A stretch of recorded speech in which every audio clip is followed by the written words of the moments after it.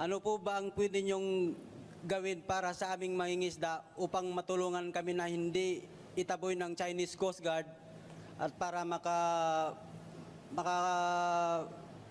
pamingwit kami ng mabuti na mapayapa? Pupunta ako sa China.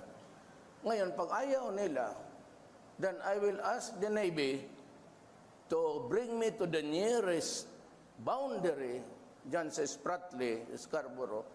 Bababa ako, sasakay ako ng jet ski, dala-dala ko yung flag ng Pilipino at pupunta ako doon sa airport nila, tapos itanim ko.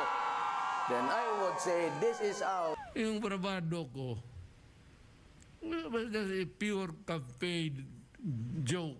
Wow! At kung naniniwala kayo sa kabila, I would say that you are really stupid. Now Carlo feels betrayed over the... Hindi ako stupid. Gusto namin na siyempre yun ang sinabi niya, naasahan namin yun na gagawin niya. But sinabi niya yung joke-joke lang. Sir, joke-joke lang din siya naging presidente natin. Sa amin, hindi naman yung tinupad yung kanya, yung sinabi niya sa amin. Dapat, hindi yung joke na sabihin niya. Gawin niya yung sinabi niya sa akin noon. Para hindi naman kami magmukhang tanga doon sa Scarborough na ganito yung ginagawa sa amin. Paano nila masasabing hindi na pakinggan? Nakakapangisda sila ngayon. So, ang pangingisda naman nila ay sangayon sa award ng Hague Tribunal. So, hindi sila apektado dyan. Yun nga ang masaklap eh. Hindi kami nakakapasok doon sa loob talaga na kuan. Pati yung bangka namin na malalaki.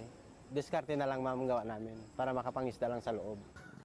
Sa amin talaga, sa palaran na lang kami kung anong mangyari doon.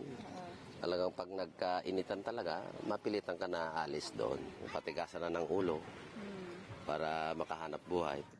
Fishermen asked President Marcos Jr. to protect them from further Chinese harassment in the West Philippine Sea. This is my Philippine territory! This is my Philippine territory! This is my exclusive economic zone of the Philippines! But he was also forced to retreat when a bright light was aimed at him.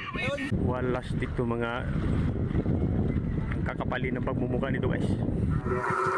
This is the common experience of Francis and his fellow fishermen during their voyages to fish in the West Philippine Sea. Kawawa kamo kami mga isda! Wala na kami mahuli! Presidente! Pakinggan mo naman yung mga taing namin! Hindi na umabot po sa ito! Hindi, wala po kaming magawa dahil mga bakal po sila. Kahoy lang po kami.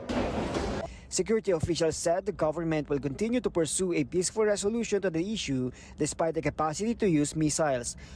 Kung gustuhin natin, pwede tayong rumespa. Pero ayaw po natin gawin yon. Ang gusto po natin ay diplomatikong solusyon. Ayaw po natin ng gera.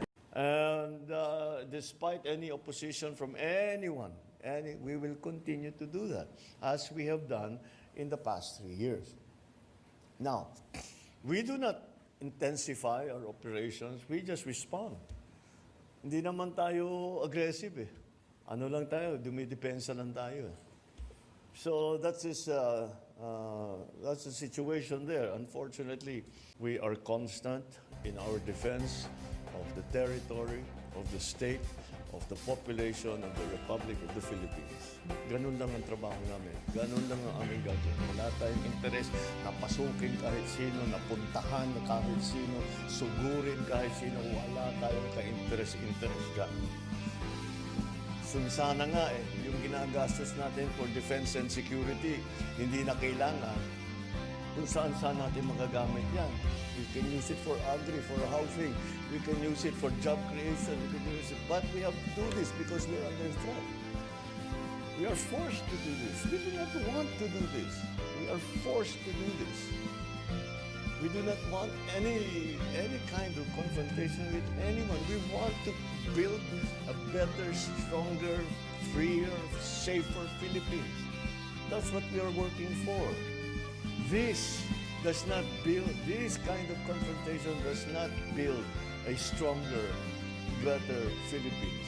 All it does is continue to defend our country. So, that's I'm a little bit perplexed why it will be characterized as such, as playing with fire.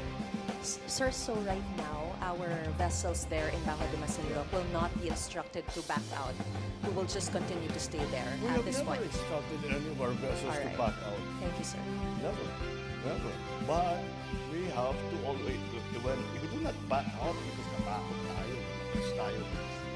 You know, I don't know about other places, pero dito sa gobyerno ito, hindi tayo umaatras sa laban. We are brave. Filipinos are brave. But we do not. Sinong Pinoy na gusto magkagano? Sino? Dahil maganap ka para sa akin, kahit isa.